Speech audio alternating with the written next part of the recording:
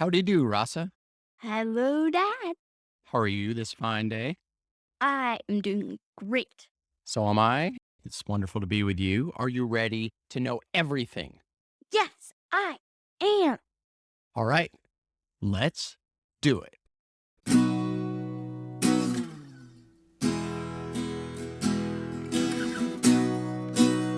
Today, I want to talk to you about something we can steal from computer programming for everything else we do in life. Hacker. Yeah. When you watch movies or TV shows, they always depict programmers typing mysterious numbers and letters with a black screen, so it all looks like mumbo jumbo secret code. 7689, ready to launch. The truth is a lot simpler. Computers are very dumb, but very obedient.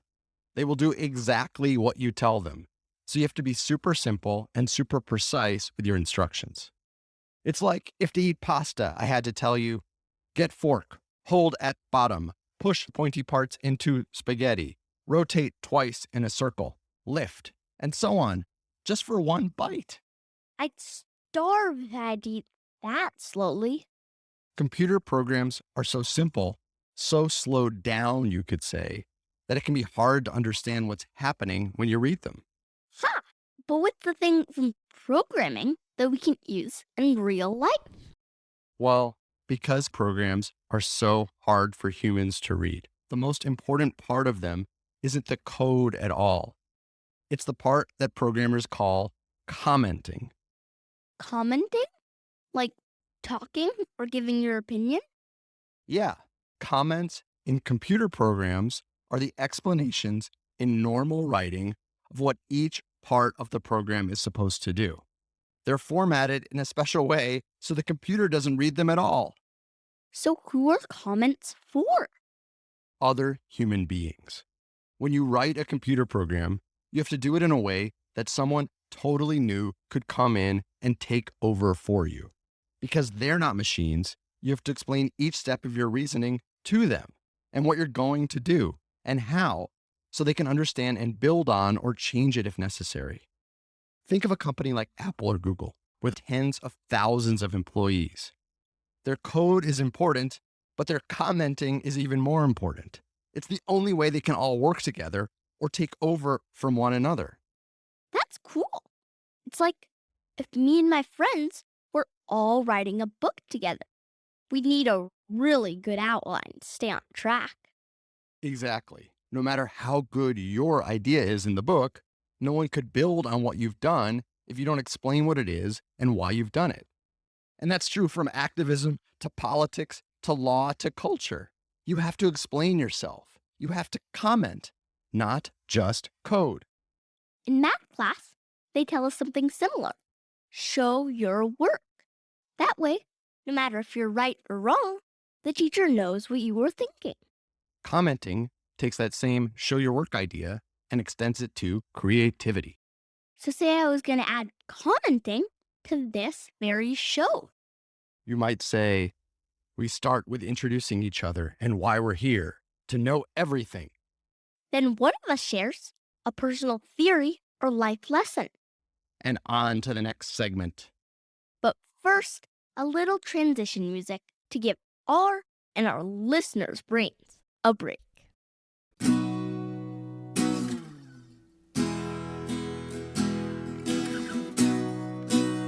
Are you ready for today's poem?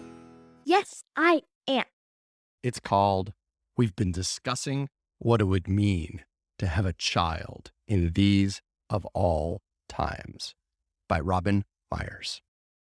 Inside the third zucchini is a reddish worm, ribbed, ready as a joystick, flailing as if rattled from a long sleep. Behemoth, mortal, I put down the paring knife for a better look. Does it take the open air for a roaring wind? What will it eat here? What will it do now? Squirmy, wormy, wonderful. But I'm not sure what it has to do with kids. Can I read it? Yes. We've been discussing what it would mean to have a child in These of All Times by Robin Myers. Inside the third zucchini is a reddish worm, ribbed, ready as a joystick, flailing as if rattled from a long sleep. Behemoth, mortal, I put down the paring knife for a better look. Does it take the open air for a roaring wind? What will it eat here? What will it do now? Well read. All right. You asked a great question about what does this have to do with having a kid? Let's start with the poem itself. In the poem, forget the title. Who's the behemoth? Who's the mortal with the knife and the zucchinis? Us, human beings. And what is inside one of those zucchinis when she's making dinner or whatever? A worm. Yeah. It is red, ribbed, flailing, and tiny, a little bit scared. Oh, that does sound a little bit like a baby. When you are a baby and you come out into that open air for the first time, there's probably so many questions. You're like that worm coming out of the zucchini in a way. What am I doing here? What's happening? Can I have chocolate? Exactly. Meanwhile, that title is something that people say and they wring their hands and they go, what would it mean to have a child in these of all times? The world's scary. There's so many issues and dilemmas and problems and controversies. Is this the right moment? How could we send an innocent thing out there? But at the same time, nature does it every day, right under our fingertips sometimes, right inside of our zucchinis sometimes. There's babies being born everywhere. You're a kid. You are not a newborn, but you're not a grown up either. Do you feel like the world is safe enough for you to be in? Is it safe enough for new babies to enter, or should it just be cordoned off? Grown ups only. No kids allowed.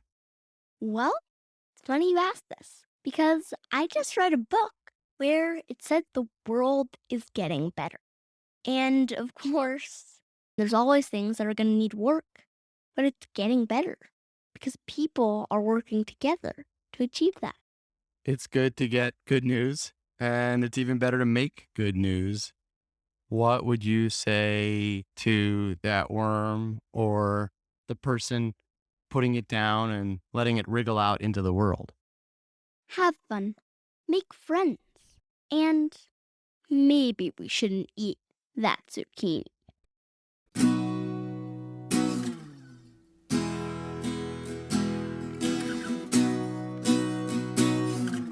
Last segment of the show.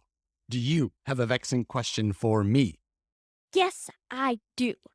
I've been reading a lot of futuristic sci fi stuff lately and playing a little bit with the virtual reality goggles at our library. They show you these images and you're in it and you can move around and interact like it's a video game, but it seems so real. My question is, how do virtual reality goggles work? I know what you mean. I've been playing with you, and I'm ready to take the goggles off, go to the other part of the library, look up the answer, and let you and our listeners know. Sound good? Sounds great.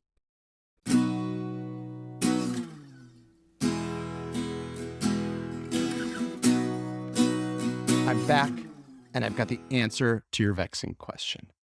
Virtual reality headsets work by combining a number of new and old technologies. What you see in the headset are two separate two-dimensional images projected in front of the left and right eyes. Our brain combines these into one image, just like it does with everything our separate eyes see. Make the images overlap in just the right way, and they seem 3D, a trick called stereoscopy that artists and engineers have used for centuries. So it's very likely your great, great, grandparents saw 3D drawings too. What's new in virtual reality is these 2D images themselves can be animated. So you go from what seems like a 3D drawing to what seems like a 3D video or animation. Furthermore, sensors in the headset can tell which way you're turning and looking, so they adjust the video to match. Other features that make virtual reality headsets more immersive are headphones playing sound tied to the scene, and motion feedback, like shaking or throbbing, to simulate things like hitting a bump or flying high.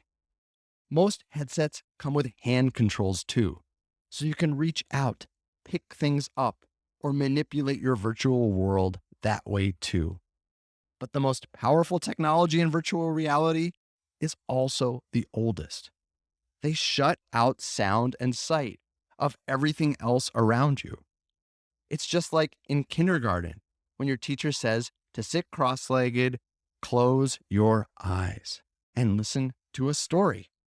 Ooh, I want to try. Close your eyes. You're in a deep and enchanted forest. Birds tweet around you. A stream gurgles. Trees sway. Out jumps a bear. I'm holding my heart here. You really surprised me. What can I say? Virtual reality Rasa packs a punch. You Must Know Everything is produced by me, Jeremy Smith, and her, Rasa Smith, with awesome music by Furniture. Join us on Patreon, shop our store, submit your own vexing questions, and hear more than 100 previous episodes for free at our website, youmustknoweverything.com. Subscribe via Apple Podcasts, Spotify, or however you like to listen. Please rate, review, and share the show with friends. And please join us next time for everything you need to know.